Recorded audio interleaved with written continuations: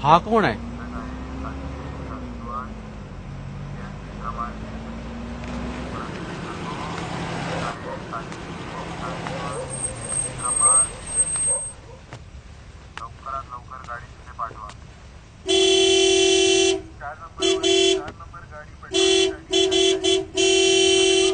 बुड्ढा है रावत, बघ जरा.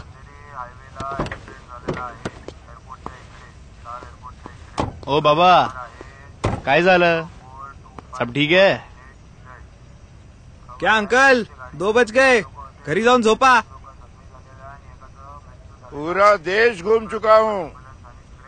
कोई स्टेट या शहर नहीं बचा जहाँ मेरे पिताजी का ट्रांसफर नहीं हुआ.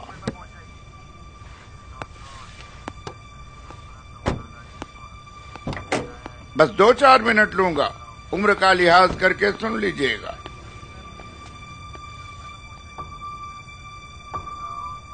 भारतीय रेल में टीसी थे मेरे पिताजी और मेरी माँ एक हाउसवाइफ. 20 साल का था जब पिताजी का ट्रांसफर मुंबई में हुआ. तब ये बॉम्बे था. यहाँ आते ही इस शहर से मुझे मोहब्बत हो गई. Love at first sight. पर कई सालों तक मैं ये नहीं समझ पाया कि आखिर वो क्या चीज है इसने मुझे हमेशा के लिए यहां रोक के रखा.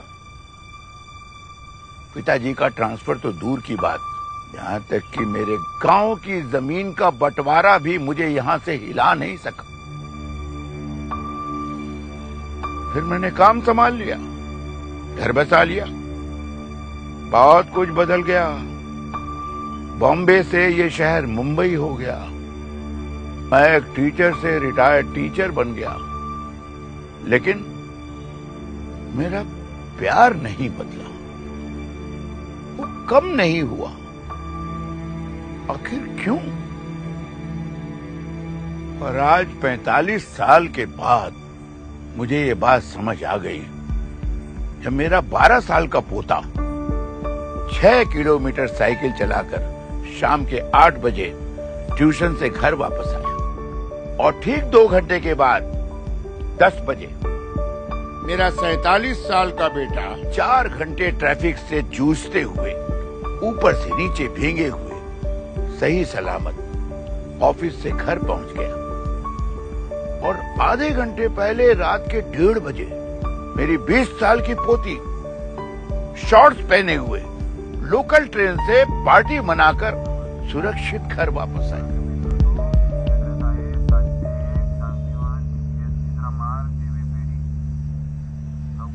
इस सपनों के शहर में मिल के रहते लाखों ख्वाब इसके खूबसूरती से जलते हैं. कोई दाऊद तो कोई कसाब. पर सुरक्षा की जो शपथ ली आपने उसे बखूबी निभाते हैं आप. दिवाली में पटाखे फोड़े तब या ईद में तोड़े रोजा सब. आता है मन में ये सवाल तब, मिलता है आराम आपको कब. आपके अनगिनत कुर्बानियों का आदर करने में न बचे अल्फाज. कामते सालस्कर करकरे समेत आप जैसे वीर जवानों पर हमें दिल से है नाज. डटे रहे अपने कर्तव्यों पर जो न छोड़े अपने शहर का साथ. सेवा से सुरक्षा तक मुंबई पुलिस दिन और रात.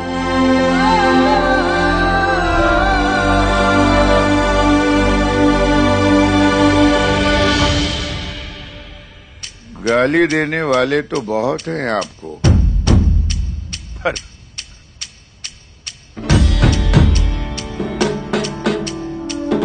थैंक यू बोलने वाला कोई नहीं.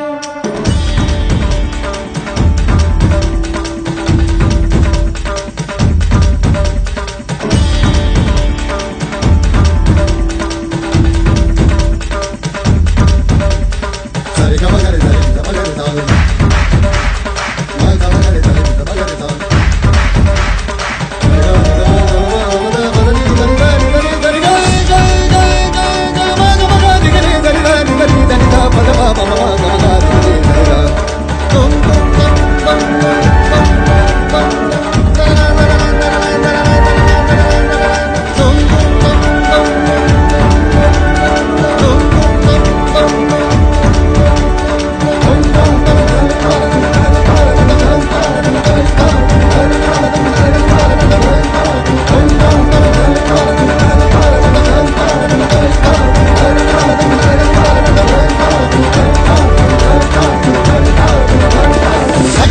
धग धग धग धग धग धग धग धग धग धग धग धग धग धग धग धग धग